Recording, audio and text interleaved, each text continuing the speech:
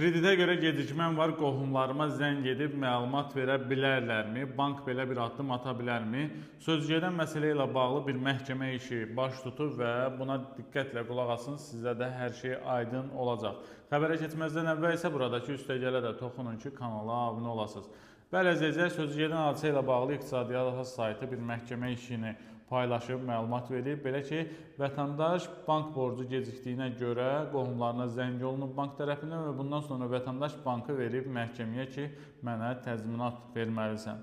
Və məhkəmə də yekun qərar çıxardı. Məhkəmə müəyyən edib ki, müştərinin kredit gecikməsi bank sirridir və eyni zamanda müştərinin şəxsi həyatına aid məlumat olduğuna görə həmin məlumatı müştərinin razılığı olmadan üçüncü tərəflə bölüşmək olmaz.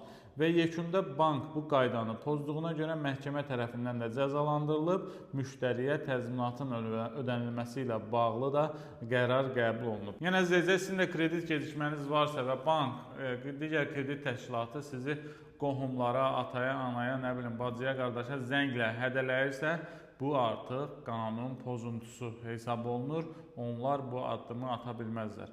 Sonda izləyicilər, videonu bəyənin və paylaşın ki, çox adamın məlumatı olsun.